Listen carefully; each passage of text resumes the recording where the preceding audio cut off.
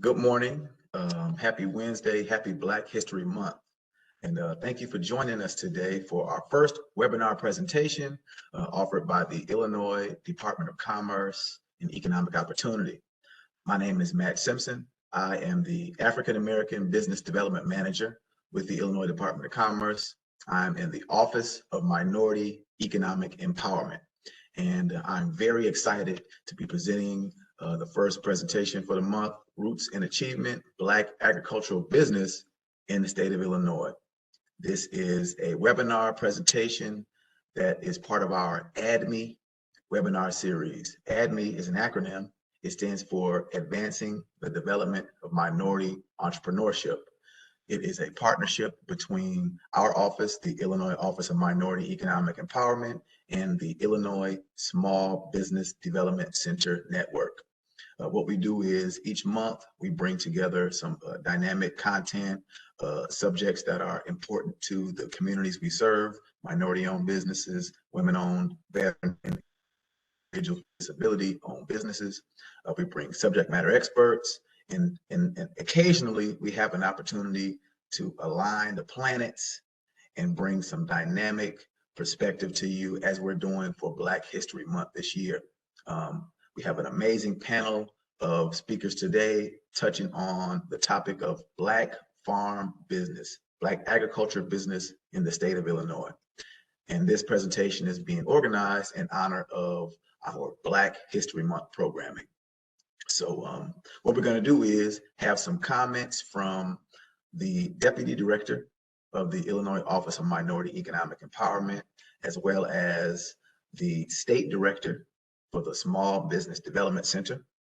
And then we're very fortunate to be joined by Christy Jones, who is the Deputy Director of the Illinois Department of Agriculture, as well as Dr. Jeb, who's doing some very exciting work down at the Illinois, Southern Illinois University in Carbondale, which is my alma mater, around understanding agriculture challenges and opportunities specific to underrepresented populations. They're going to be sharing some resources available to support minority-owned farm businesses. And then we're going to have a dynamic panel of Black farmers from across the state just to dig into some perspective from the past, some of the unique challenges and experience at the present, and talk about what we can see and expect for our future in this industry. So once again, I wanted to thank you all for joining us.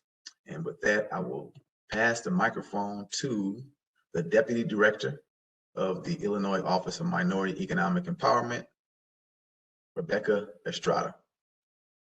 Thank you, Matt. And thank you everyone for having me here today. I am so excited to be here. This is so important, and learning from each one of you, sharing resources is vital and critical to the mission of what we do at OMEE. And so again, I am the Rebecca Estrada, Deputy Director for the Office of Minority Economic Empowerment. And what OMEE is really committed to providing minority, women, person with disabilities, and veteran-owned small businesses and entrepreneurs across the state with equitable access to opportunities and resources. And so we have, these dynamic partnerships, we have targeted outreach, we have tailored programs and initiatives, and we really aim to create an inclusive business ecosystem for communities that have traditionally faced systemic barriers to entry and growth. And so, again, I encourage you to reach out to us and be a part of, our email. I'll go ahead, I'll put it in the chat if you're not already subscribed to receive a monthly or online with OMEE webinars that we conduct, our newsletters that we send out. We really want to encourage everybody to be a part of what we do and have those resources in the hands of people who need them. And so again, I'm excited to be here and happy to learn more. Thank you, Matt. Our fearless leader in the OMEE office. Now I want to pass it to Sister Ericka White. Good morning, everyone. Thank you for having me. Just want to say that I appreciate the opportunity to join you today. My name is Ericka White. I am the State Director for the Illinois Small Business Development Center Network. We are a technical assistance program providing small business advising, one-on-one confidential advising and training assistance to small businesses and to those that are thinking, excuse me, of entering into entrepreneurship throughout the state. We have 39 locations throughout the state, as well as currently 8 satellite centers. So it is our goal to be geographically located throughout the state so that there is accessibility to everyone. In addition, we have virtual advising as well for those that cannot physically make it to a center. As we all know, resources are only vital and useful if we are actually utilizing them. So it is very important for opportunities that we have, such as this, to join together to learn about what those resources are, how we can tap into them, and how they are useful for us. So thank you guys for joining. Really appreciate it. There's great learning here today, learning not only how the resources are beneficial to those that are on the webinar today that are presenting, but how they also can be used for your businesses as well to not only start, but also to grow if you're thinking of exporting or even into government contracting, because we also have partner programs as well under our SBDC network. I will be having to jump off soon. I'm in DC right now, so I jumped on to do this before I head to the Hill for my next meetings, but thank you very much. I look forward to the recording as well after this. And thank you, Matt, for the opportunity as always. I always appreciate the opportunity for us to share and to also learn from others. Thank you, Sister White. Fierce advocate, strong advocate for all businesses throughout the state. She's over here in DC trying to make sure we get what we need to provide support to those businesses here in Illinois. So now what I want to do is invite Ms. Christy Jones from the Illinois Department of Agriculture to share some comments with us today. Thanks, Matthew. And Ericka, we're 1 week off. I'll be in DC next week talking about a lot of the subject matters we're talking about today. I'm Christy Jones, Deputy Director at the Illinois Department of Agriculture, and we're really excited to be here today. The subject matter that we're talking about today is something that Director Costello and our whole team is incredibly passionate about. There's 2 projects I really want to talk about today. And if this is something that you're interested in, we'd be happy to come to your group or organization and do a deeper dive into these 2 projects. So the first is the Farmer Disparity Study. This was one of the pillars of the Black Caucus initiatives. Representative Sonia Harper, who is the chair of the House Ag Committee, was the champion of this legislation. And here is a copy of the pretty glossy report that was filed at the end of the calendar year and shows you where we were at.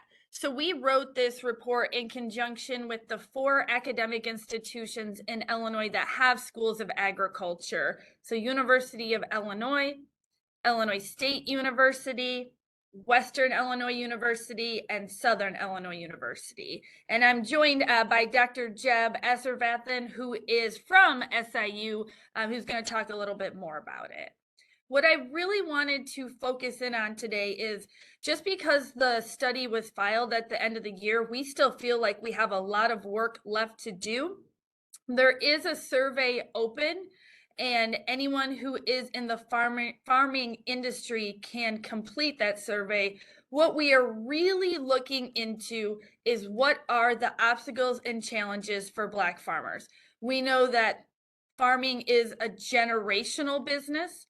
We know that there are very high input costs. We know that Black farmers have less access to federal programs, especially federal agricultural programs. And those are all items that we want to identify to drive policy and funding into the future. While the survey has been open, we really truly think that there is a survey fatigue, especially right now. If you are participating in any USDA NASS surveys, The incredibly important U.S. Census of Agriculture is open right now. And so Dr. Jeb has really had a lens on focus groups.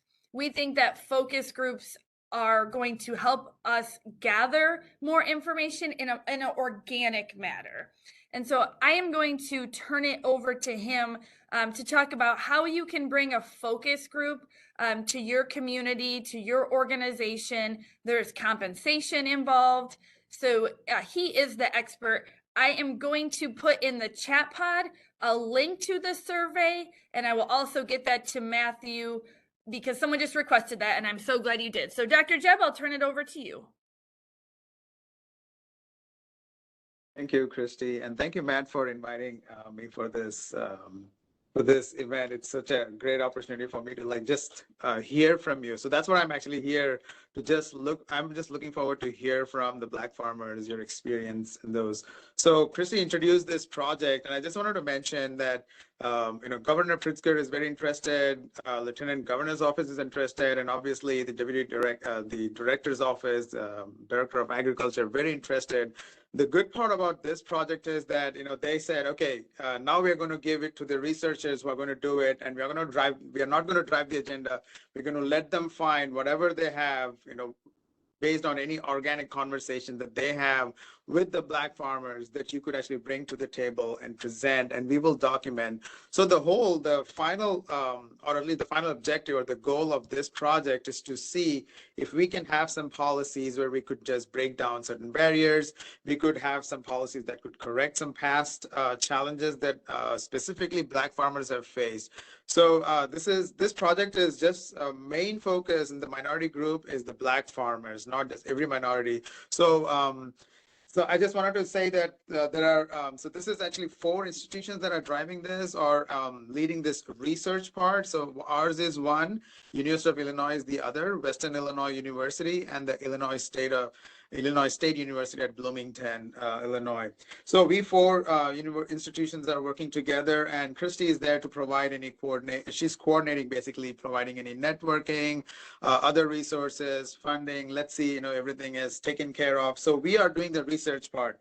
I wanted to mention about the survey. Obviously, survey, you have a very limited options in terms of the questions that we can put forward. We want to make sure that we have enough number of questions, but at the same time, we don't want to have a long survey, just respecting all the respondents' time as well. So what we have is, as part of this project, we are also going to be doing focus group, which is basically just having 4 to 6 farmers who have either been in the farming and exited, who have been in the farming and continuing to farm, and who have actually began the process of becoming a farmer. So we want to make sure that we actually document the challenges or the success, whatever you have, any experience, both with this, not just both, actually from the public and private, but in the public, you may have experience with the state agencies, the federal level, you may have some, but at the same time, I want to mention about the private and not-for-profit institutions. Like I sit on the board of FoodWorks, which is actually a Southern Illinois Farm Alliance. So, but we have just one Black farmer, Orland Mays, who actually is a small farmer. So this is actually a small farmer group. And so we have challenges in inviting Black farmers or other minority farmers. So I would definitely like to mention that as a resource that you could actually get together, which of course you have certain association, but also be a part of some of these associations where you can have your voice heard. The main idea of focus group is to just give you broad questions. So for example, there would be, how did you get into farming? Did you have family connections? And then we would let the farmers speak to us. So this is not like a very structured focus group. So this is a very open-ended questions that we would pose before the focus group. And it's going to be just, Black farmers in a room, and I will be moderating, or we will have someone else moderate. another minority representative. So we would actually be just letting the farmers speak from their own experience. So we want to hear about success factors. We want to hear about challenges, not just with public. Again, for private, we also have the banks. Credit constraints are big ones. So so those are, I mean, I could read some questions, but really we want to hear from you. But I also want to mention that, because of this conversational sessions, this might go over, about 1.5. So we are saying it's about 1.5 to 2 hours, and we will compensate $100 for each session that each person participates. And we are willing to travel wherever you are located and then organize, as long as we could get in a common venue where the farmers are willing to come together 4 or 6. So we would actually be there, bring the resources, and all you have to do is share your perspective, share your experience with us. So we will actually be able to inform all the other office, Christie's, Lieutenant Governor, and the Governor's office, especially, of course, the legislature, Sonia Harper, that Christie mentioned. They are very interested in this study and wanting to see what our research can provide them with some guidance on policies, on targeted policies, not just generic, but a targeted policy that would help Black farmers. And yeah, so with that, I'll just leave the floor open. If you have any quick questions for me, Christy, if we could also share the link for, if they want to, if they are interested to participate in the focus group, which is just barely like 3 or 4 questions. So that's one link, and Christy is going to post the survey link. So yeah, that's all I have from my side. If you have any questions, please let me know. But I'm really looking forward to hearing from the Black farmers, the 4 farmers who are listed after this. Thank you. Thanks, Dr. Jeb. As soon as we're done presenting, I'll get the link up to the farmer disparity study. I'll get a link up to the survey, and I will get a link up on how to contact Dr. Jeb to participate in a focus group. And I know I'm taking a lot of time, so I'm going to go through this quickly. I just put a link in the chat pod. This is really important right now. The Local Food Purchase Assistance Cooperative Agreement. So the Department of Agriculture received $14.5 million to launch this program. We are in an application to get another $14.5 million. The Illinois State Board of Education is going through a separate process, but we're going to put all our money together for greater purchasing power. So let me walk you through this program. It's a little complicated. Underserved farmers are compensated at fair market value for their product. What I really like about this program is it's not just fruits and vegetables, proteins, and minimally processed foods are also included. That product then goes to an aggregate site. That aggregate site can be a great location for, let's say, a smaller or beginning farmer, because their product can be paired with others to be distributed. Now, here's where there's the third step. That product will then go to an underserved community. That definition, that federal definition, is very broad, but it is a community-based organization, a nonprofit, a school. We can be really creative with that part. I want to go back to that middle, that aggregation site. So the Illinois Department of Human Services, our partner in this project, is going to put out a notice of funding opportunity. I will make sure that this group receives that information. Organizations can apply to be that aggregate site. You will receive compensation for that. So you will be packaging, distributing, keeping record keeping, and then getting that product to the underserved community. What we are in right now is a 1-year planning process. We're very different from other states. We actually wanted to slow walk this and do it right. A lot of states jumped in head first. We're a very diverse state. This is very new to us, so we're going to do it right, and we want to hear from you. So the link that I put in the chat pod is our listening sessions that are happening statewide. Please, please, please register and come. Let your voice be heard. We want to understand, are our ideas in the right direction? Do we need to look at other factors?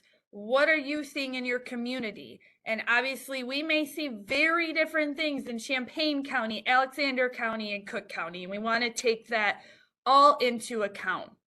Like I said, really complicated program in terms of explaining it to you, but that website breaks it down. You can also look at USDA's website to gain a better understanding. Last thing I want to say, this program compensates underserved farmers for fair market value. That has not always been the case. We've fought very hard to make sure that is the case, and we're very appreciative of the federal administration for making that happen. Final thing that I want to say, the webinar, we missed this by 1 week, and many of you may know Dakari Howard from SIFPAC. He is joining the Illinois Department of Agriculture team mid-month, and he has amazing relationships already working with Black farmers, and we are going to make sure that we are present, that we are listening, and that we engage and make changes. Frankly, we are a department that's always been tasked with regulatory duties, and we are very committed to making sure that everyone in the state is served and has a voice in the agriculture industry. Matthew, thank you for your time. Please put questions in the chat pod. I will dive into that and getting everything answered. Thank you, Christy. Thank you, Dr. Jeb. We appreciate you being here to demonstrate the commitment that the agency, the Illinois Department of Agriculture, has in trying to advance equity. You know, we know what history has presented to us in terms of challenges for Black farmers, and it's important now that we do work to make it right.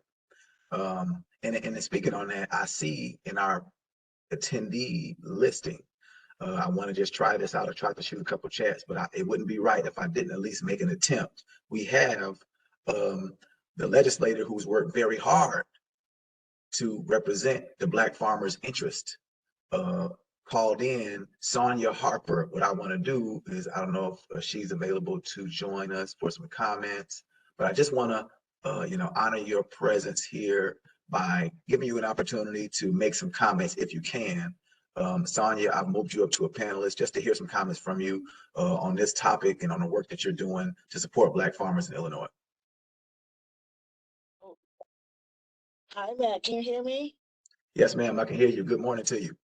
Good morning. I'm sorry I wasn't really prepared to go on camera and speak. I was in another meeting, but I had to listen in, and I'm so proud of you guys and so happy that you are having this meeting, that you're having this panel discussion.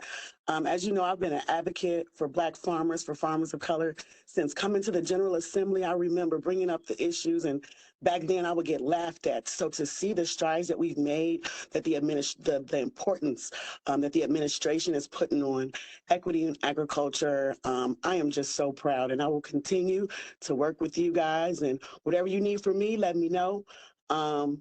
That's all I gotta say. I'm here to listen. I'm here to listen and see where help is needed. Thank you so much, sister, for your hard work.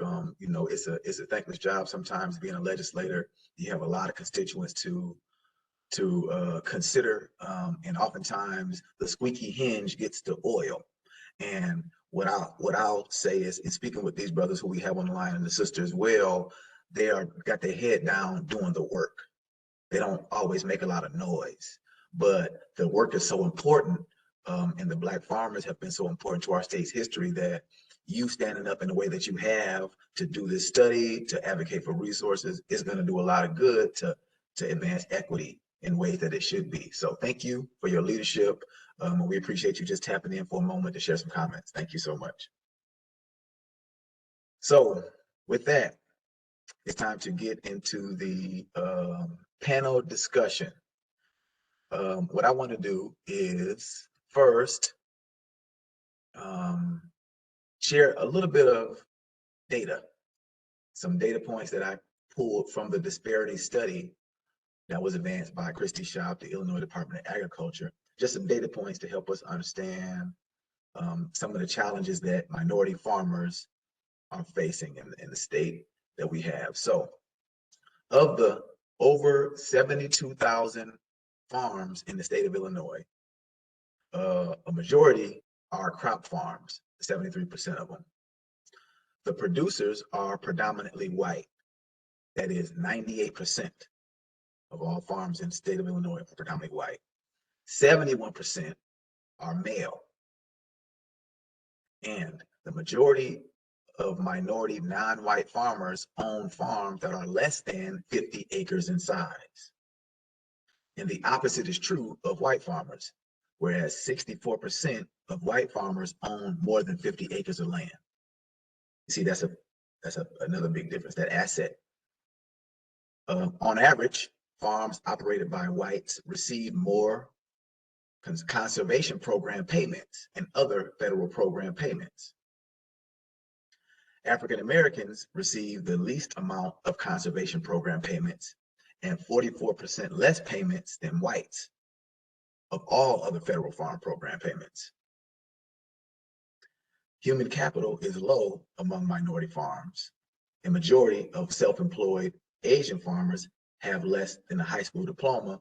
In contrast, 60% of white farmers, both male and female, have at least some college education. So this is just a background presentation of what it looks like, the farm industry looks like in the state. And now we want to get into a discussion with our esteemed panelists. I've been trying while I was off camera to connect with our brother John Thurman in Pembroke Township. He's having some technical issues. I'll continue to work, try to get him to call in if I can. But we do have some amazing panelists joining us today to represent the industry. We have Sister Katrina Sager, who's representing her father, who's down in Pulaski County in the southern Illinois. We have Brother Lloyd Johnson, who is in Alton, Illinois. And we have Brother Tim Brown, who is up in McHenry County, Illinois. Some great perspective, a lot of dynamic information to share. So what I'll do is first allow for each panelist to introduce themselves. I want you to state your name and the name of your farm, how long you've been farming, where it's located, and what you grow. And I'll start with Brother Tim Brown.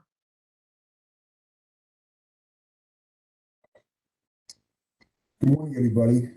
Thanks for the opportunity to. My name is Tim Brown.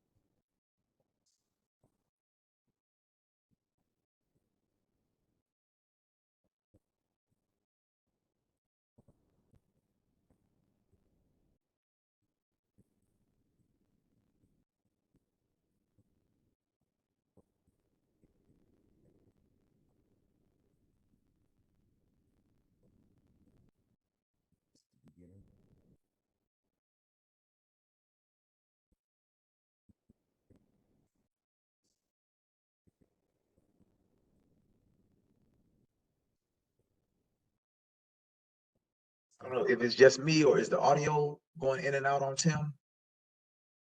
Okay. Yeah, Tim, we're having a little bit of challenges with your audio. I'm gonna shut off my support though. Okay. Hopefully that'll still coming through. Okay, a little bit better. So what we'll do, Tim, is we'll bounce to Brother Lloyd Johnson and we'll get his comments.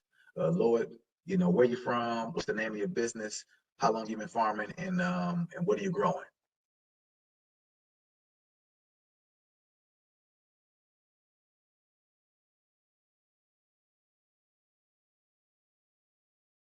In the creek bottoms. I have been farming 84 years, and we raise primarily row crops, corn, soybeans. Years ago, a lot of hay when we had cattle. We raised alfalfa, some hogs and cattle and fowls. So primarily now we just rotate between corn and soybeans annually. Okay, and I think we missed that first part. You said you are located where? How many acres you got? We're located in Alton, Illinois, which is about 30 miles north and slightly east of St. Louis, right across the Mississippi River from St. Louis. We're not on river bottoms, we're on secondary creek bottoms, and so there's hills between us and the river. Right. And then how many acres you sitting on there? I'm sorry, please? The acreage. I've never farmed over 600 acres. All that's left now is the home place, and that's 95 acres. Right. Thank you very much. And then we have Sister Katrina Sager. Hello. My name is Katrina Sager. I was born Katrina Sager, but just in case in correspondence you see another name, I'm Dr. Katrina Dow by marriage. But our farm is called Sager Farms, and I'm representing my dad. He wasn't able to be here today, but we live in Missouri. But my dad purchased farmland over 30, probably 35 years ago in Illinois, which is right outside of Cairo in Pulaski County. He farms about 45, 50 acres. It's less than 50, I know that. And he harvests soybeans. So that's what I've always known. He's had pigs on the farm, and primarily soybeans. So Right. Thank you so much. I'm going to try to give Tim a shot one more time. Tim, if you can try one more time for us. Hopefully that's a little better. It is. Okay. So I'm not sure what you got the first time. We're in Marengo, McHenry County. We have a 9-acre farm, so we're pretty small comparatively. Been here since 2014. I've been farming for just under 10 years myself, so I'm pretty new to it compared to some other people here on the panel. We do vegetables. That's primarily what we do. Is we're a produce farm. We do about 3.5 acres in diverse vegetables. We are a non-certified organic farm, so we don't use any chemical applications. We also raise poultry. We have a small flock of laying hens, and we raise broilers during the summer months as well. So, and primarily what we're doing is we're selling all that stuff in the farmers markets into Rockford. That's how I met Matt. And we also sell into the Chicago suburbs as well. So we are considered a direct market farm, and we are kind of part of that young cohort that's primarily doing vegetables. So that's it. Right. Appreciate it. So we got some diversity here. Now I want to get into some history. So there is an amazing history behind Black farmers in Illinois, much of which is connected to the Great Migration. So many of our families were escaping terrorism in the American South, and took a lot of our skill sets from working land and brought it to the North, where we are today here in Illinois. So I would just like to have each of us tell a little bit of your story in terms of you farming, and Katrina, your father. Are you all first generation? And then as a young person, what type of chores and work did you have on the farm working? So I'll start with Brother Lloyd Johnson.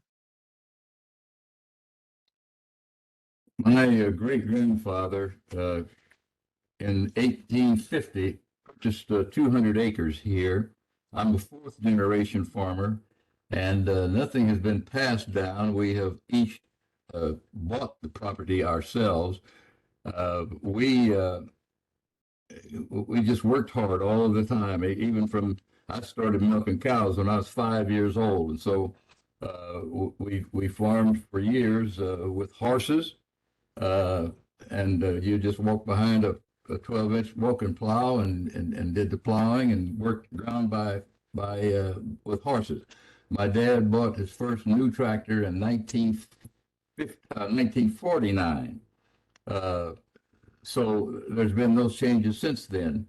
I don't know exactly what the horsepower was of that tractor, a little 3 plow horsepower tractor, and I guess the biggest tractor that I've had was something slightly in excess of 200 horsepower. So that's been that migration there. As growing up, we had all kinds of livestock, milk cows, and we had horses and hogs and poultry and all of that kind of stuff. Since I've been farming by myself, one year I thought, because it is a growing industry, I went and bought some goats. But I found out very shortly, in a couple of months, that I'm not a goat man. So I got rid of them just about as quickly as I started with them. But we had been here before, if I recall, the great migration somewhere around 1910 or something like that. Well, we had been here about 60 years before that, so I guess we can't get credit for that for the great migration. As I said, I'm a fourth generation farmer, and we have just endured. That's all. Thank you very much. And you know what? I was able to connect with John Thurman, brought John Thurman up to the panel. So John, can you hear me? Yes. All right. So thank you very much, John. We just did some brief introductions. We heard from Brother Lloyd Johnson out in Alton, Illinois. John, if you could just share who you are, the name of your business, where you're located, and what you're growing. Okay. My name is John Thurman. I'm in Pembroke Township. I am Roy Thurman's son. He started farming here in the 30s and here in Illinois. Before that, they was in Mississippi where they farmed it. But I've been on my personal farm, which is his farm, plus I bought some beside him for about 32 years. Yes. And what are you growing? We grow pretty much a market garden, period, from watermelons, greens, peas, jelly beans, cows. We even get ducks, chickens, and turkeys. Wow. And then how many acres are you on? I personally, on this spot, I got 52 acres, and with my father's farm, it's about 100 acres. Okay. And then just a little bit about your history. What was it like? So you're not first generation, but what kind of work or chores did you do on your father's farm? Well, from milking cows to picking peas, driving the tractor, whatever was needed, we had to do. It was 7 of us, and he worked the girl just as hard as the boys. So, we all chipped in, did what we had to do. Yes, sir. All right. So I'll pass it to Dr. Dow, Dr. Sager. Share a little bit about your history. Your father purchased the land about 30 years ago, but what was your interaction on the farmland and the work that you had to do? Okay, so I have just rode the combine and the tractor. That's mostly what I did. I didn't do a lot of hard labor work because I was little. But my dad and my grandfather, let's just go back. My grandfather's dad. So my dad is, I guess, third generation because his grandfather and then his dad and then him. But my grandfather, and that would be my great grandfather, they were sharecroppers. And so my dad, he when I was growing up, we lived on a farm that was owned by someone else. And there was a lot of stuff that was not done right, that was very discriminatory. Yes. That my dad did not like how my grandfather was done. He was told that he would have he would obtain some land, but because my grandfather was illiterate, he only had like a 4th grade education. It was like, he was blindsided. And so that itself gave my dad, that made him want to own his own farm. And Yes. so my grandfather and my dad, which I know that my dad would probably say this, when my dad had the opportunity to buy farmland in Illinois, he took that opportunity, and my grandfather was very instrumental in that, in telling him, encouraging him and telling him to do that. And every day they worked. My dad had a regular job for MoDOT, but he would get off work from MoDOT and he would go to the farm. And I would go over there with him and my grandfather. I'd sit in the middle of in between them and ride from Charleston, Missouri, which is we're in the backyard of Cairo, and I'd go over there. I'd be playing in the mud, and they'd be checking the crops and that sort of stuff.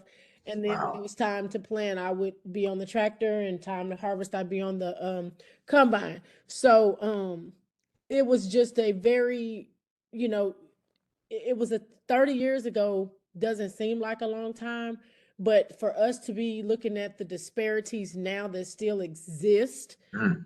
from 30 years ago, and we're still, having to deal with those same issues. Is the struggles that my dad talked about was not having the resources.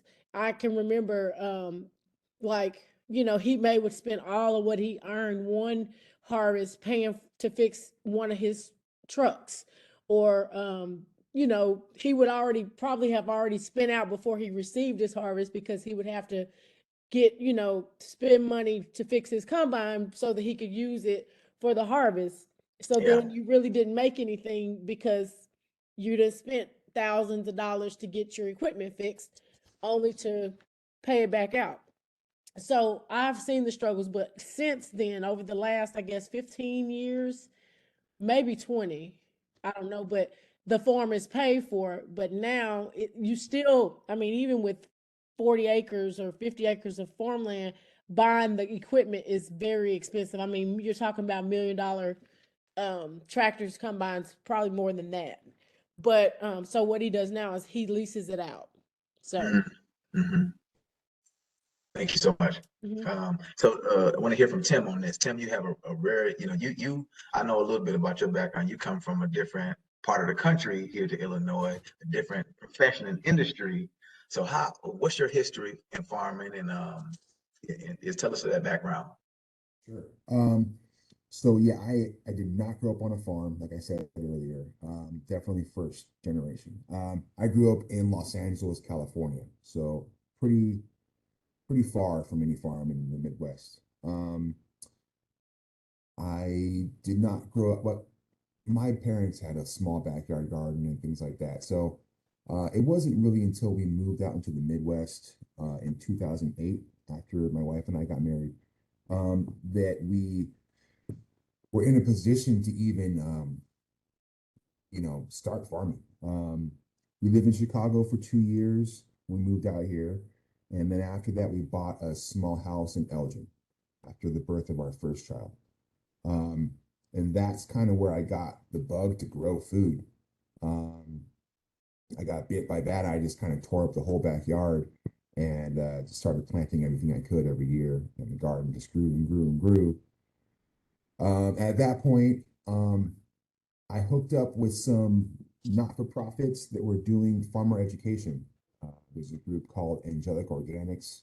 It's in Winnebago County, and they help young aspiring farmers to get a little bit of business acumen when it comes to farming. So that was a year-long program that I enrolled in, and that helped me to develop a business plan. At the same time, I was looking for farmland. We were able to find a parcel that was suited to our needs, in the Chicago area that, we bought it out of foreclosure. So the property needed some rehabbing. The house needed a lot of rehabbing.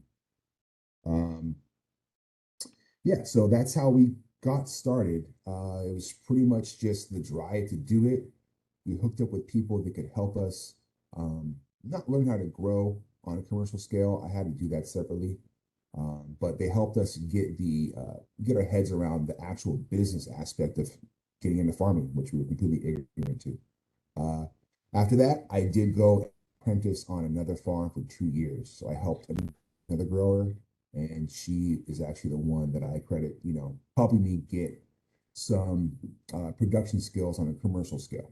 And from that, point we were able to launch our own business. So that's how we started. Yeah, so we're almost 10 years in now. So even on this panel now, we have a really broad array of backgrounds. Our brother down in Alton, his family came up in 1850, prior to emancipation, which is powerful. And we had brother Tim Brown, who came in 08 to the state and decided that he got bit by the bug. Tim Brown went to learn at nonprofits and apprenticed, whereas other panelists had family that kind of modeled how to be farmers. But what we have now is, the fact that the work is still being done. Black farmers still exist, and it's a powerful history indeed. I want to pivot with, I see time is kind of escaping us, so I want to pivot to some questions about the present. I want to ask each of us, what is it like to be a Black-owned farmer, and how do you see your role in the community? I'll start with Brother John Thurman. Let's see. Let's start. Well, I consider myself. It's just not me. Be honest with you, it's 9 of us. Me, my wife, and 7 kids. So I've been blessed in that aspect of it. This is what I'm going to do. Is it hard? Yes. What makes it hard? I have people who want to buy. The biggest problem I have is equipment. And the program that the USDA have really doesn't fit what I do. And the one that they try to make fit for us, they ought to ask us to rather just try to fit something for us, but they don't. Honestly, I won't do nothing else. This is me. This is what we're gonna do. I'm buying every little piece of acre, a half an acre that comes up around me. Yes, sir.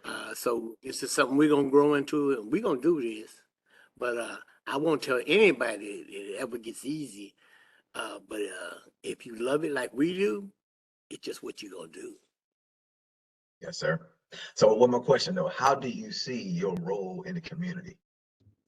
Well, we started. Well, we used to take most of our produce to either Kankakee or Chicago in different neighborhoods, and now we approximately 20 years ago we started a farmers market right here in the middle of town in Pembroke, and people laughed. They see me out there regardless. The weather's bad, I'm out there. Yes. The weather's good, I'm out there. Hey, I was out there this year to November. Wow. And that ain't no joke when in this area. But they need us. Yes. Okay, there is not a grocery store in our town. Okay, there was. They went out of business. Like pretty much like they do everywhere, go out of business or move or die off. Okay, that type of thing. But with this farmers market, I got people who actually back day to day. I get seniors. I get kids who come back for the apple, whatever else. Sunday meals, church meals. So, and 75% of my business actually is out of Chicago.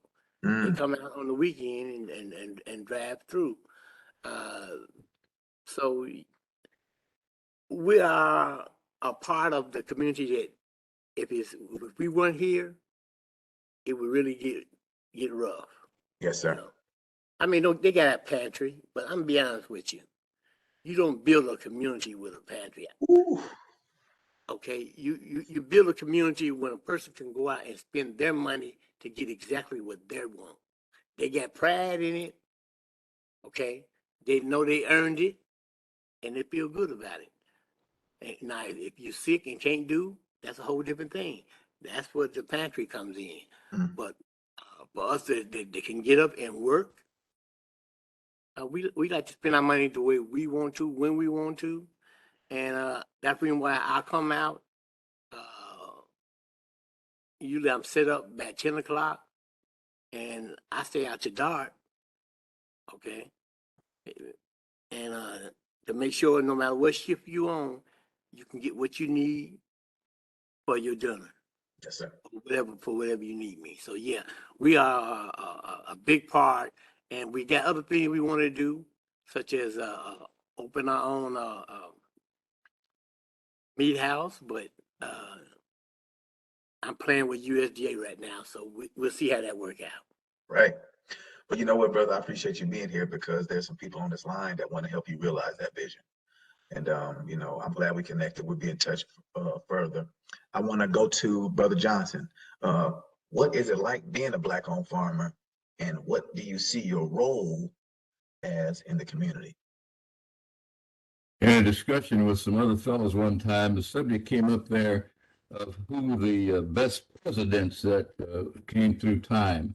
I shared with them, you know, some of the accolades that go to some of the people who have been president, but in my opinion, the best president we ever had was Lyndon Johnson, because he signed civil rights legislation, and it opened the door for me to get inside. I've been to dance school, so I know I can dance. All I need to do is get inside where they're dancing. Yes, sir. I know that I am as smart, as tough, as resource, whatever, as it takes to do the game. And another time when they were interviewing Cassius Clay and talking about his opponents and did he entertain, he said, I never entertained the thought that the other guy can beat me. All I figure out is which round it is that I'm going to knock him out. And that's just the way I approach life. I'm the best dancer in the room and can't dance a step just for your benefit. But no, it's just it's like any other business or sport. Those who are good get sent to the Hall of Fame. That's all. Networking is vitally important. And especially that is something that our community needs to learn, that network is a tremendous resource. Sir. Thank you for that, brother. I want to go to Dr. Dow, Dr. Sager. What would you say, you know, you're speaking from your father and your grandfather's perspective, and it's a powerful story you told how they went from sharecropping to being owners. But I would just wonder from your perspective, what role do you see them having in the community, and what is it like, you know, to be Black-owned farmers? Well, what I can say is I know it's been a struggle. I mean, I just know it's been a struggle with everything, with the inequities, the disparities. But what I can see now is my grandfather has passed away. He passed away probably about 15 years ago. But what I can say, what my dad has done with the obstacles and challenges that he's faced is he recently became a board member for USDA. So as a board member, he's able to give his own personal, experiences, challenges.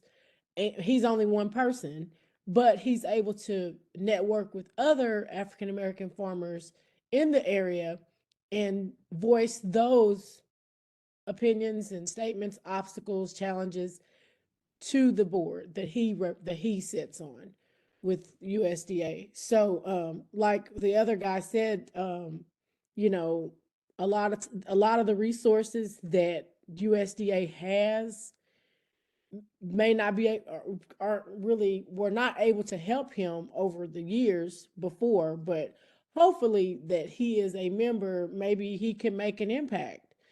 He's on the USDA board in Charleston, Missouri. So like I said, we've always lived in Missouri, but our farm is in Illinois.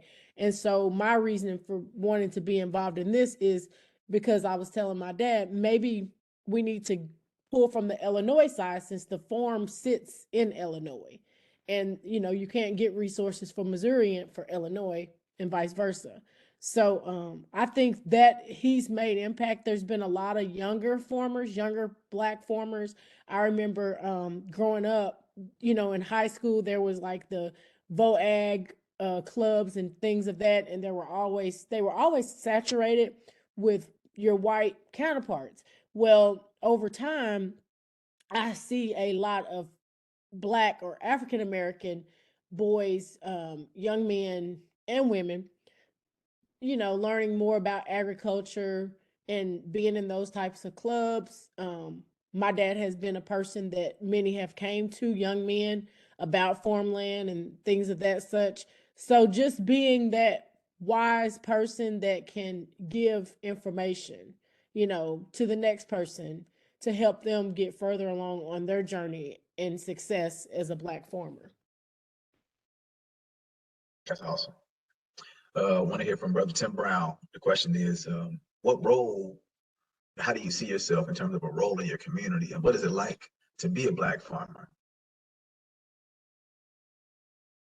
Sure. So, I just want to echo some of the things that the other panelists have said about just what it takes to be a farmer, period, regardless of where you come from. As far as the community impact, I want to say that I think it's been relatively significant. We've made some interesting inroads into some of the markets that we've attended in our area, especially in the suburbs. As a result of our participation, we've been asked to participate, well, because of our participation in certain farmers markets and in certain other committees, we've been asked to participate in helping people with at-risk youth that are interested in agriculture. We've been asked, and my wife is the president of the Farmers Market Board here in Woodstock. And we've been blessed to serve on a few other panels and committees that are geared toward inspiring new farmers, inspiring minority farmers. So we've definitely seen some results in that area. And of course, the fact that we sell all of our product direct to the community, there isn't any middleman for the most part. So we get that benefit of having that direct feedback. So I know every week in the summer what my work is going to do and how it's going to feed people and how it's going to feed and help families. And that's been a blessing for sure. But, just to kind of go back to what Mr. Johnson was saying, some of the values required to get into farming and maintain a farm, values like perseverance and grit and fortitude, those are things that are going to come from what's inside you, regardless of where you come from, your family upbringing. And that's something that all of us as farmers face. And one of the things that we've also been blessed to see is our children. Like I said, we have 3 kids. They're being raised here on the farm, which is a huge difference from the way I was raised in the city. And I'm able to see their upbringing and how it impacts their friends and the people that they interact with, and to see the values that they're learning by growing up here and being involved in the work, and by them seeing us as their parents struggle. Sometimes we fail. Sometimes things don't go our way. We're forced to get back up. We're forced to get up and do it again. And we've been finding success. And that's absolutely one of the greatest gifts, one of the greatest benefits, is seeing the impact on our children and seeing what they can then do by taking that experience and going out into the greater world with it. So, yeah, that'd be my comments on that. Awesome. And so what I'm hearing in terms of that that role in the community, it seems that you find yourself becoming a pillar whether by way of your provision of food, whether by way of your posture and some of the values that you have as a member of a community, as a neighbor, as a brother or sister. And then as an advocate, when you assume a role that allows for you to use what you learned and extend it to other people. That's the value of the Black farmer. That's what I'm hearing from the panelists. I appreciate that very much. Brother Tim, you spoke on some values, and I just want to go to Brother Johnson real quick. I'm gonna ask a specific question to Johnson. We spoke and we touched on some of those values from that you learned and that you possess being a farmer. You talked about being proud. You talked about having self-determination. You kind of talked about how it seems that in some instances there is a emphasis and prioritization in society about becoming credentialed and getting a degree. And in some instances, when you pursue that degree, you forego some of that leverage and power that you may be able to maintain in the work that you do. Can you talk about some of those values, why it's important to be able to maintain something of your own so you can use that to protect yourself and your family and your community? This is Lloyd Johnson, Mr. Simpson. Was that addressed to me? Yes, sir. Okay, because my sound is very weak here. I suppose that I had things to my benefit, and that is that I had these years of experience with ancestors that were farmers and achievers, and so that is just, I guess, part of my genetic makeup. Also, we have certainly had the Lord on our side for even before 1850. Yes, sir. I think that if I can really address directly to what your question is, everybody has some skills and abilities and some gifts. And if you don't use those for both yours and society's benefit, you are an absolute idiot. You don't have gifts and abilities simply because you're a nice person. You have them that you can use them and deploy them for the benefit of society, of the world. Yes. And you benefit as a result of that. A person needs to always entertain the idea that you have a responsibility greater than yourself. And unless you don't have that ability, you will very seldom achieve very much outside of your own benefit. Thank you so much. You hit it on the head, man. Very much appreciated. So, and I want to just invite attendees to start dropping questions in the chat. I do see some questions coming in. We're going to start to get to those questions in a moment. I saw some questions about the future and future generations of farmers. Sister Sager mentioned that she's seeing young people show interest, Black youth, men and women, showing interest in farmers, and her father is helping them. That's a beautiful thing. We have a younger farmer on the line right now, Brother Tim Brown. So Tim, you're a startup farmer, you're a newer farmer. A recent study shows that 99% of all new beginning farmers are white in Illinois. But of the very few minority beginner farmers, 44% are African American. And you represent one of that very few. What was it that made you start in this industry that's not necessarily cool, in the way that, culture presents cool things to us, but you found a way to this industry and you are in that few number of minority startup farmers. What made you start, man? And what's something that maybe you would share with a young person who's interested in considering starting a farm business? Good question. Yeah, okay. Number one, I think farming is cool. I mean, I know that I'm in the minority in that, but it's okay.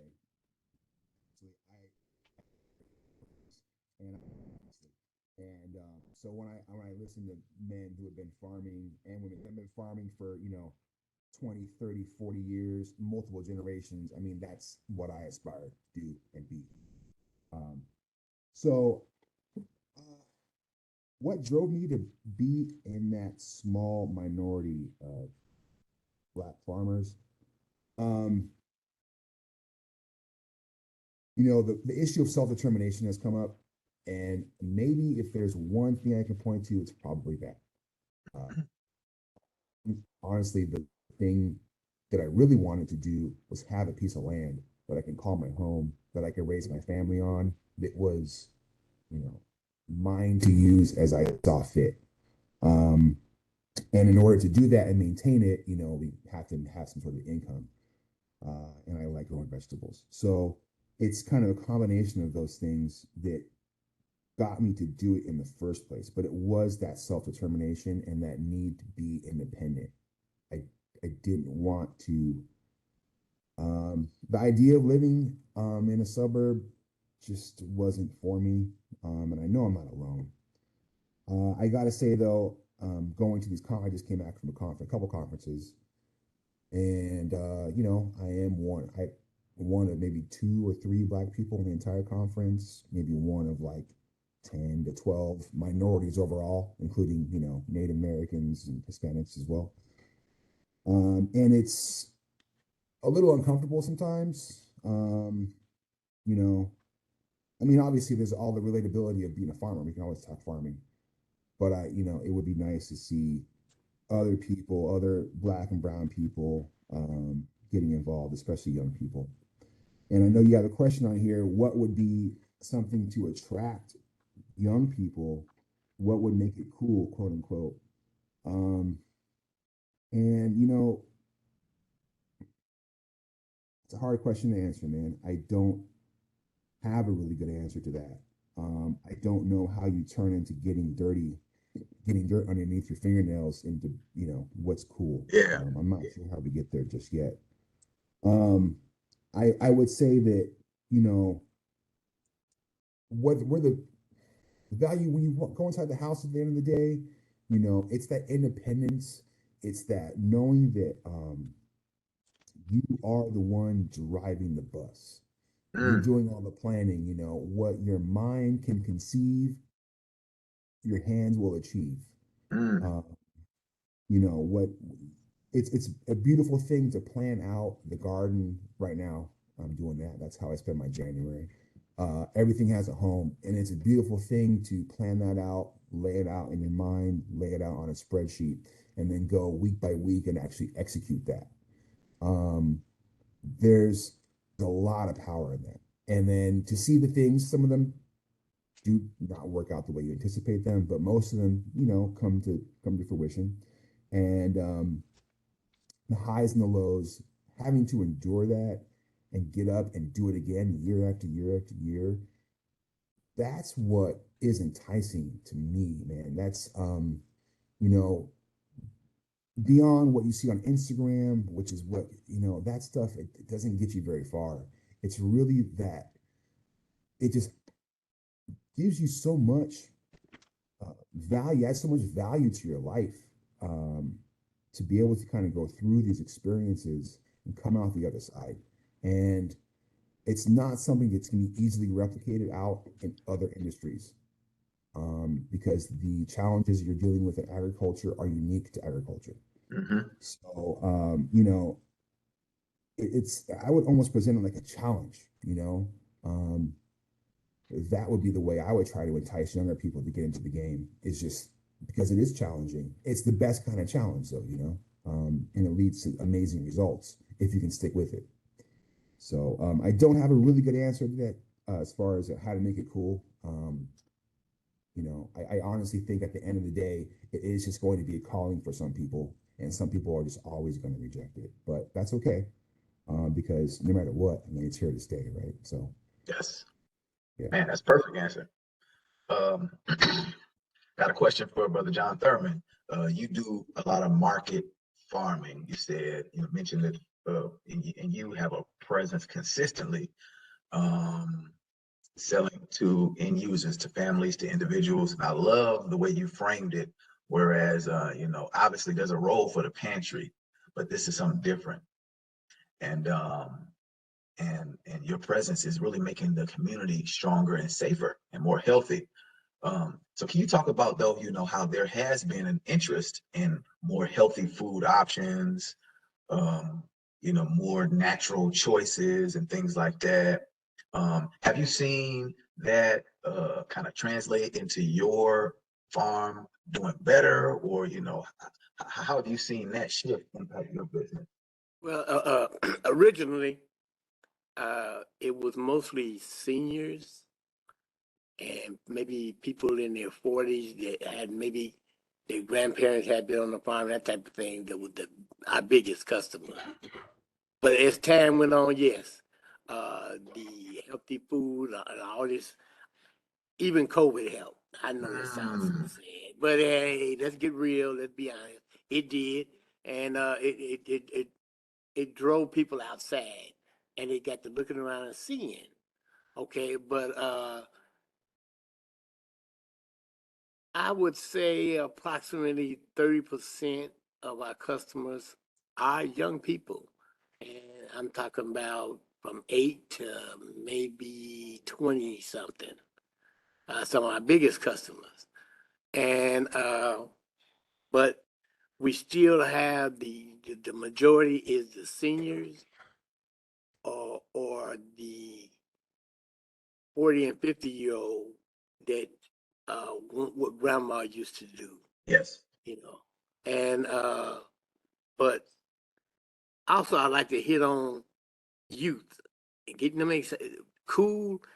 I guess we all have different terminology on what's cool. But my best day I've ever had, and it had nothing to do with money. It was, I'm sitting there. There was 4 generations of people standing in front of me from the same family, all female and all looking for garden fresh. Wow. See, that made my day. I mean, you stand a lot when most people, you're happy with 2 generations, but when you get 4 generations standing in front of you, thanking you, Yes. making a point. They make a point of once a week coming out, and they don't even live in your neighborhood. That's a beautiful thing. And the other best day I had was when my daughter, my youngest daughter, stepped out, bought her own tractor, brand new John Deere. So she told me right then and there, this is what she plans to do. Yes. I mean, so those 2 things, days like, see, those are the kind of things that put a smile on my face. Yes. It has nothing to do with a pocket. A pocket is a beautiful thing because I gotta have it. I can't pay my bills with thoughts and aspirations. Ooh. Okay, we need that. But to see things like that, those are things that you mark down. You should mark those things down. Those are because that's the future. And when I see those 4 generations right there, that's showing me, hey, it's gonna be a place for my daughter. She can do this. Because I'm looking at it. I'm looking at it. Man, it's beautiful. So, okay, listen, we down to the wire. Great conversation, a lot of wisdom being shared. I just want to acknowledge that we have Katrina Sager, Dr. Katrina Dow from Pulaski County, Sager Farms. We have Brother John Thurman in Pembroke Township, Pembroke Farms. We have Tim Brown in McHenry County, which is Broadview Farm and Gardens. We have Brother Lloyd Johnson, who's down in Alton, Illinois, Johnson Family Farms. And this is so dynamic and so powerful because this is a voice that we don't get to hear often. And his perspective is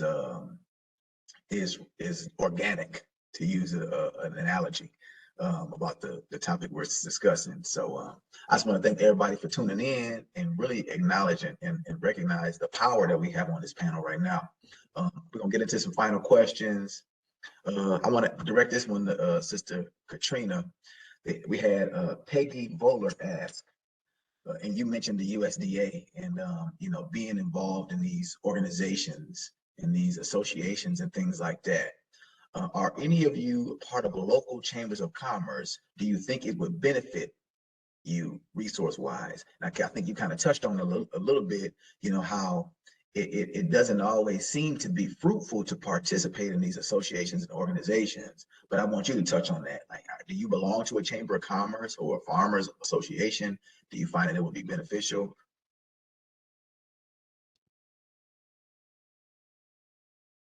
That's for Sister Sager.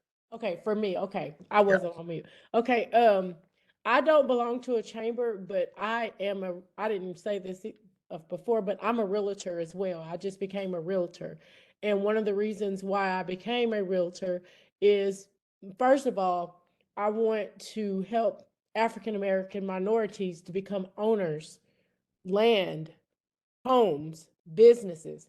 And so I am on the Missouri Board of Realtors, which I have a meeting here in a little bit at noon. But just any information that I can obtain to help everybody collectively who reaches out to me, but the disparity lies among our African American minority. We know that. So that's my goal, is to help. Like tomorrow, I plan to go to an auction, a land auction, where they are auctioning like over 400 acres that was primarily was I don't know if you all ever knew about the Christian Liberty, Missouri Baptist Christian Liberty Association. Well, that's in Missouri, but it was where a bunch of churches got together and were members of this organization, and now they are auctioning off the farmland. There was over 450 some acres, 40 acres was auctioned a few months ago for over $450,000. The rest of the acreage is being auctioned tomorrow. So my goal is, okay, yeah, it's going to be at the country club in Charleston, which is in Mississippi County, Missouri. But I need to be amongst going to these individuals where, where they have all this access. I need to go and sit at the table with some of these folk. And I need to express to pass my business cards around. I'm a realtor. Because, the problem is if we can get enough of us, if we know that the disparities lie, that a lot of us African Americans have only gained access to 50 acres or 100 acres or less than that. Like my dad came from a family of 14. There was 8 boys and 6 girls. And we talk about this, had his 8 brothers had the compassion or had the passion for farming like he did, they could have pulled all the resources together and had, you take 50 acres times 8. Yes. If each person wanted to, because they are all doing well in their jobs and are doing, with whatever careers they chose. But if they would have had just a little bit of passion to do that and invest in buying land for farmland, then he'd be sitting at the table with some of those people that had 300 acres or 400. If everybody would have been able to invest to get 40 or 50 acres, you see what I'm saying? So because that didn't happen, okay, now let me go to these meetings. Let me become a realtor so that I can know, okay, Dad, that land is going to come up for sale. Even if we can't buy it, that it's come up for sale. If you have to pool resources with someone else, that property, that land is going to come up for sale. You know what I'm saying? So that's what I'm going to do. And then for my children, for generations to come, which my dad and I are doing this next week, we're setting the farm up so that when he passes on, it goes to me and my children, and me and my siblings, and then from there into a trust to where it can't be sold. But what do we do as his heirs? Okay, well, my husband and I, we're going to set our children up so where when we pass away, they should be millionaires. When we leave them, you should be able to go buy a farm if that's what you want to do, because that's what we don't do as African Americans. We don't all we have to do is set up a good life insurance policy. We all know two things we're going to do: pay taxes and die. Okay. So if we know that that's what we're going to do, we need to get like other, like Caucasians, and a lot of them are not. We look at some and say, well, they were born with the silver spoon, only because a grandmother or a grandfather looked ahead and said, we're going to take out and leave our children with something. And that something could have been a nice insurance policy. And then they go and they buy farmland, or they do things that can continue to create perpetual wealth. And so that's my stance on it. That's powerful. And I think what you talked about, that those associations and the access to information. I just want to open that up to anybody else who want to touch on that. Are you involved in the agricultural associations or anything like that?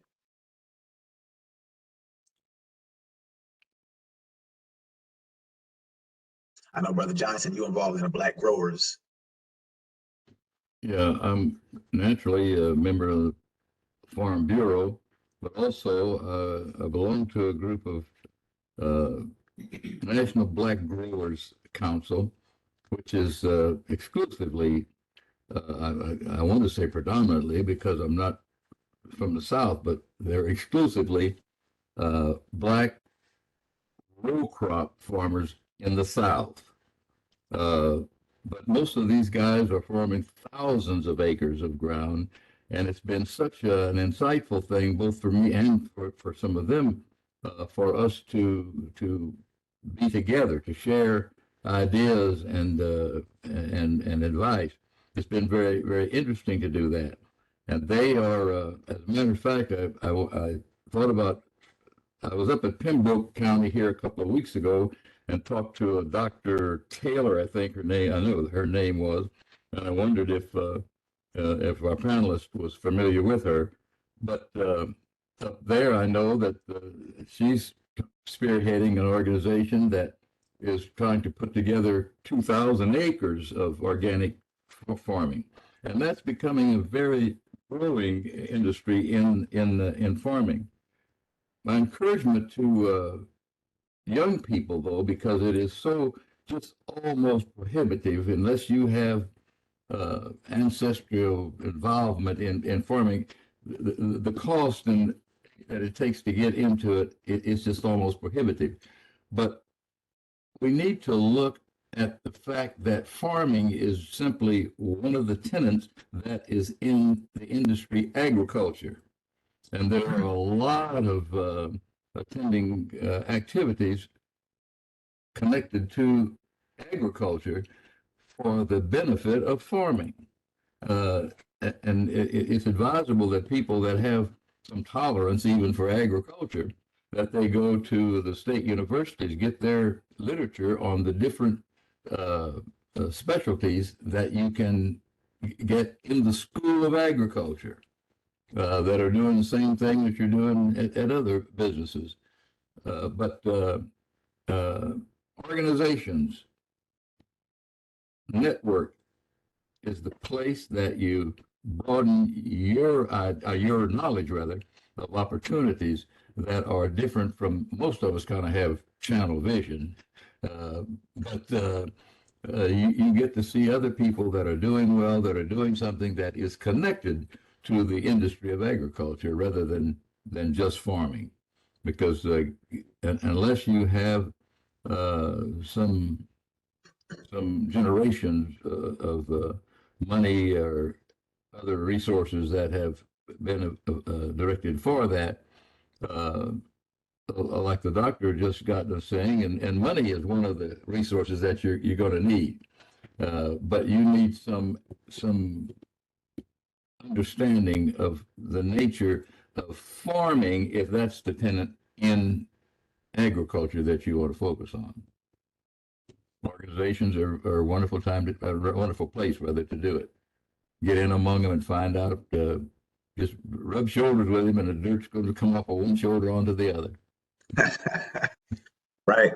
Brother Thurman, do you want to speak on what's being organized out in Pembroke, that collection of farms out there? That's kind of like, we talked about. Yeah. Yeah. I was one of the original starting members of the local co-op and the Pembroke Farm and Family Association. But mainly right is now what I'm trying to really focus on is I have 5, we call them students, fresh, 20-something years old and less, that wants to start farming this year. And they have picked us to help sponsor them and guide them on what they're doing. So that's why I'm putting my time there in the farmers market, and plus the garden market that I'm actually going to start here this year in Pembroke. It'll be probably 6 days a week open, you know. So between that and helping the new farmer, that's why I'm putting my majority of our time in, because it's a beautiful thing to enjoy once you fall in love with it. But I think the growth will come and need it to help push others in that direction. Or it's even a greater thing. In this case, they actually came to us, so you might say we just get to guide them into that. Yes. Now that's powerful. I think, that those independent institutions, obviously it's important to connect and network. And in addition to that, what you're talking about is building an independent institution, farmers market, garden market, a platform for educating the next generation. That's powerful. What I want to pose real quick, we had a question in the chat about any books or resources that people may be able to read if they're interested in learning about getting into farming. A podcast they mentioned as well, anything like that. That's open to everybody.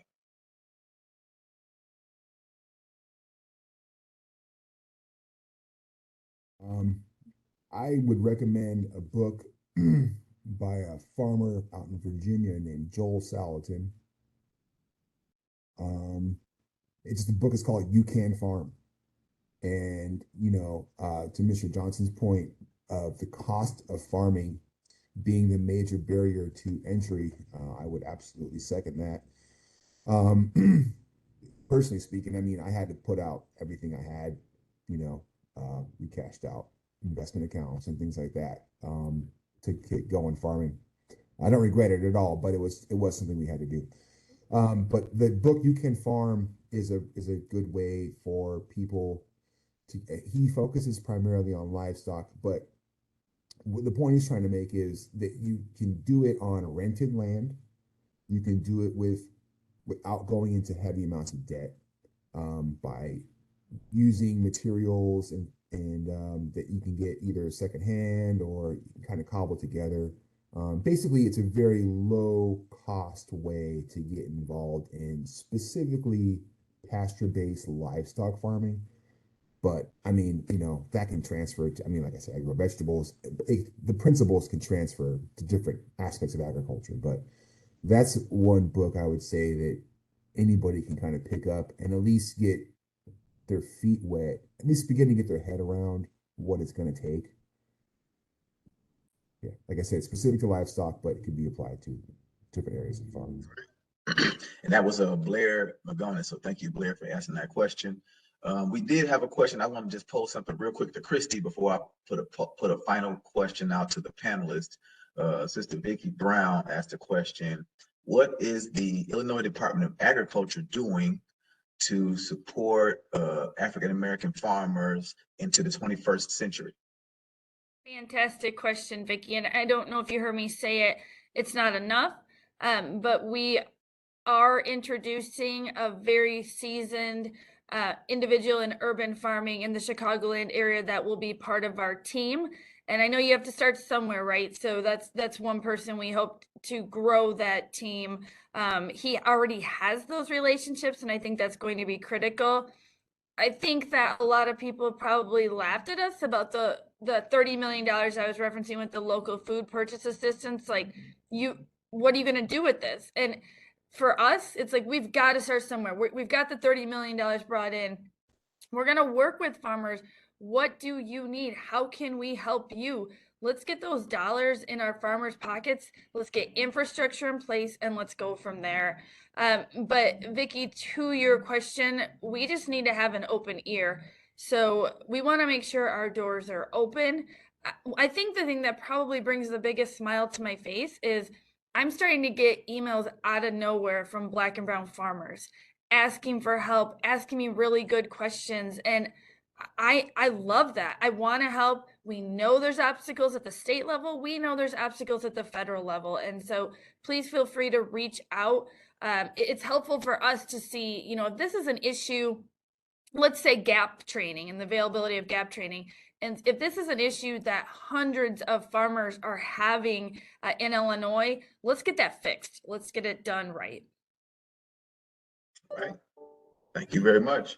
So we are already a little bit over, and I want to honor everybody's time, but I want to thank you all for sharing your heart and your minds with us, the panelists specifically. I want to thank all the attendees for joining. This is recorded. I will send out a link to everybody that registered. I got one final question for everybody, all the panelists. We spoke about the past, a little bit of your background, spoke about the present, your perspective and the experience that you have. But I want to just pose a question about the future to our panelists. You know, given everything we talked about, you know, what do you see in terms of the future for the work that you are doing in Illinois now, and what message do you want to leave attendees with as we close this discussion? I want to start with Sister Sager.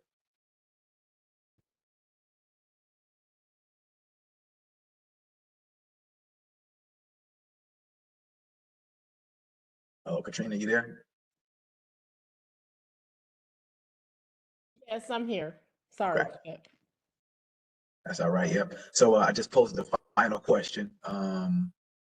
We spoke on the past, we spoke on the present, but now we're addressing the future. So what do you see in terms of the future for the work that you all are doing as Black farmers? And what message do you want to leave attendees with? Well, for me, I just think it all starts with education, like being on different platforms such as this, attending conferences, community awareness. Just we don't have to. There's nothing wrong. Everybody is not going to want to own and operate their own farm. We understand that, but there is another option. We don't have to be just the laborers. We can be owners. Just making that narrative, changing the narrative some. Like, like I was saying, the education and letting people know it, empowerment. Even though it is challenging, what has worked? What can we do? Getting on different boards, getting on different councils, pulling our resources together, things of that nature. I think that's what it's going to take. Just, and it could be as simple as estate planning, okay, maybe I didn't do this in my lifetime, but what I would like to see for my children to be able to, if you want to become a farmer, this is how we can plan for your future. What I leave behind, this may be what you might want to do with it or whatever. But I just think it starts with the conversation. And so many times in our African-American families and communities, we don't have those conversations. We don't leave an inheritance for our children. So then the cycle just repeats itself. So that's what I want to do. My grandfather and dad, they may not been able to leave me with 300 acres, but it'll be 50 or 60 acres. I may be able to add to that and leave more of that with my children. Their children may be able to add to that. And it just keeps on going. And before you know it, you may have a third, fourth generation past them of wealth. But they won't forget that their grandfather, Gary Sager, started Sager Farms. All right, thank you so much, Doctor. I'll go to Brother Lloyd Johnson. The question is, what do you see for the future of the work that we're doing now, and what message do you want to leave attendees with? I couldn't agree more than with Dr. Sager. I think that from the standpoint of being an operational farmer, uh, it's too late. The resources that it takes and the knowledge that it takes to get into farming on such a scale that you can make a living doing it, the momentum is against you. And so I was encouraged when she talked about not operating a farm, but owning the land. The only resource that is not going away is land, and it will always appreciate in value. So that is just simply a good investment. It also is more beneficial owning it and somebody else working it than it is you out there working it. It just is. But I would like to encourage people that they start looking at agriculture as an industry and farming only as one of the appendages that go with the industry, because in the Midwest we have so little land. What do we got? 188 operators opposed to 72,000. Well, that is just a mountain too hard to climb. Because of the cost of getting involved in a broad scale. I don't have a full appreciation for I encourage these people who are in this organic farming, because with our weather changes, the industry of farming is going to geographically change. And some things that you grow in certain areas now, you'll have to integrate some other crop with doing that. But the industry of these people that will do, Lord, when I was growing up, we had a great big garden because we ate off of the farm, but I hated working in the garden. But, but the people that are doing that as an industry now, it is just amazing of how they do it and the size of their operations. It certainly is better than a couple of acres of garden that we had as a child growing up. God, I hated that thing. But ownership of land is the key, I think. If you are not an operating farmer today and have generational experience in agriculture, you don't have to have any experience to buy land. All you need is money. Thank you, brother. Appreciate that perspective. I want to go to Brother Tim Brown. Sure. Well, I mean, I'm gonna have to continue on that path. The value of owning land is can't be understated, and I think that was one of the reasons that really drove me into farming to begin with. I am one of those people that does intensive gardening on a relatively small scale. I does kind of baffle some of the older farmers who are used to running row crops on 40, 50, 60, 100 plus acres.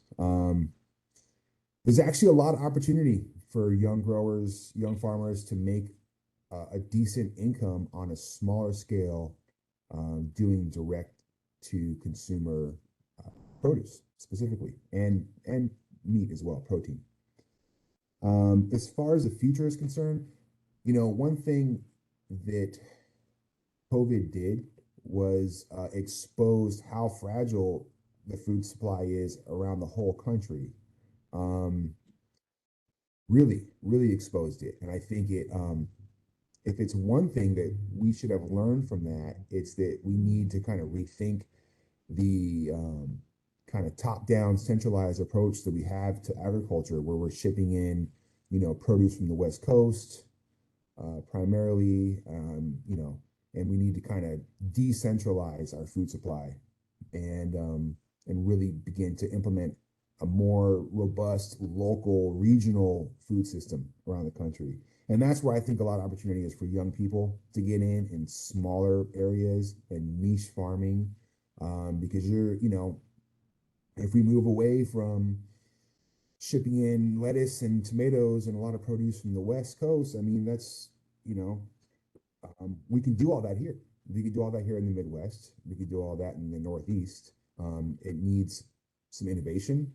It needs some newer technology, but that's around, and one thing I've seen as a small, mid-sized grower is that the tools that are being developed now are, I mean, it's amazing.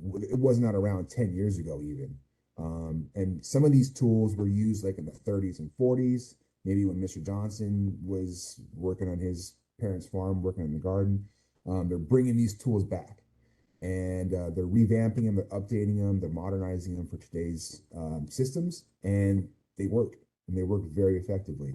So, and also to the point of other aspects in agriculture, for instance, tool development, engineering, research and development, things like that.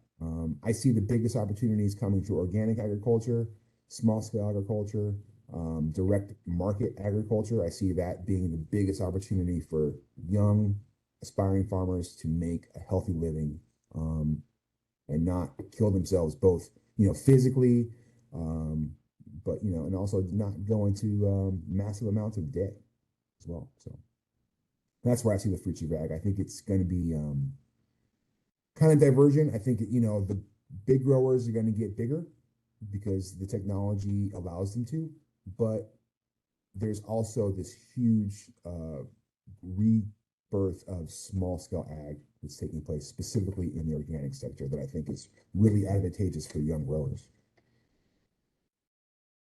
Thank you, Brother Brown. And now I want to go to John Thurman with the final perspective on the future that you see and any final words you want to leave attendees with.